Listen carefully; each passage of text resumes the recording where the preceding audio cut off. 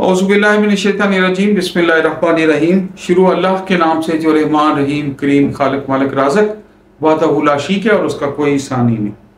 हज़ारों करोड़ों लामत रही दुरूद व सलाम अल्लाह के प्यारे नबी के नाम। दोस्तों, मेरा नाम है ब्रिगेडियर डॉक्टर ताहिर नवाज और मेरी इस वीडियो का जो टॉपिक है वो है ineligibility criteria for IISSB। बहुत सारे बच्चों ने पूछा है कि IISSB जो इनिशियल टेस्ट क्लियर करते हैं, कौन से बच्चे हैं जो बेसिकली इन एलिजिबल है IISSB के लिए, जो नहीं जा सकते, वो हमें पता होना चाहिए। या तो उनकी वेबसाइट पे भी दिया हुआ है, लेकिन फिर भी हम चाहते हैं कि आपसे शेयर कर लें। बच्चों को पता होना चाहिए कि कौन, जैसे एलिजिबिलिटी क्राइटेरिया होता है इस तरह इन एलिजिबिलिटी क्राइटेरिया भी होता है। तो कौन कौन सी चीज़ें हैं इसमें है, नहीं मैं आपके लिए पढ़ देता हूँ आपकी आसानी के लिए। बहुत सारे बच्चे दूर दराज से हैं, लैक ऑफ नॉलेज होता है। तो इन इसका टाइटल है ineligibility criteria for IISSB।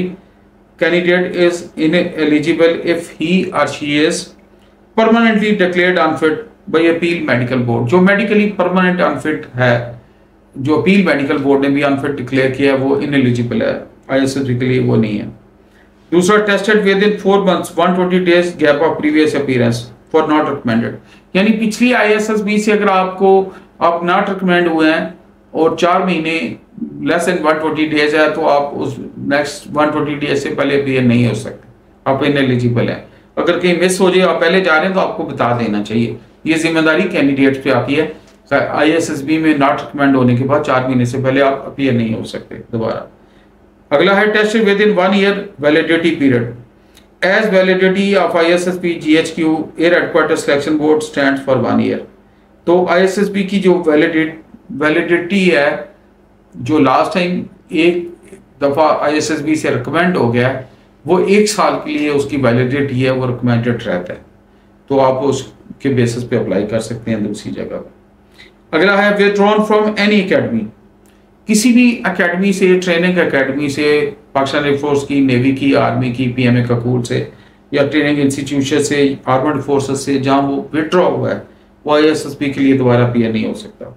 अगली है withdrawn from any bonded army forces college. जैसे कोई कहाँ उसने बॉन्ड जमा कराया, जैसे आर्मी मेडिकल कॉलेज या नेस्ट के कॉलेजेस हैं फोर्सेस में आने के लिए, और उससे विड्रॉ हो गया, तो वो इधर से विड्रॉ होके दोबारा IISSB में लॉन्ग कोर्स के लिए नहीं अप्लाई कर सकते, क्योंकि इधर से वो विड्रॉ हुआ है ना, बॉन्ड उसने वायलेट किया है, डिसिप्लिन केस है।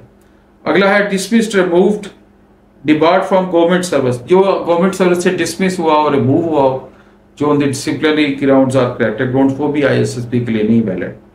Convicted in a court of law. Court of law में जिसने किसी को पनिशमेंट मिली हो और केस चला हो, कन्विक्ट हुआ कोर्ट से, तो वो भी नहीं हो सकता। Declared medically unfit due to hepatitis B and C। जो हेपेटाइटिस B और C से अनफिट हो परमानेंटली, वो भी IISSB में अपीयर नहीं हो सकता। Declared unfit by any armed forces hospital except those cleared by appeal medical को। जो किसी अनफिट डिक्लेयर हुआ है आर्मी, नेवी, एयरफोर्स के हॉस्पिटल से, और अपील मेडिकल बोर्ड जब तक उसको पास नहीं करता, फिट नहीं करता, वो भी IISSB के लिए नहीं जा सकता। तो ये उन कैंडिडेट्स के लिए जो IISSB जाती हैं और किसी वजह से वो मिस हो जाती है उनकी कोई चीज़ या नहीं गया पर, तो उनको पता होना चाहिए क्लियरली कि ये वाले लोग जो हैं they can not go for IISSB, जो मैंने आपसे इन एलिजिबिलिटी क्राइटेरिया आपसे शेयर किया।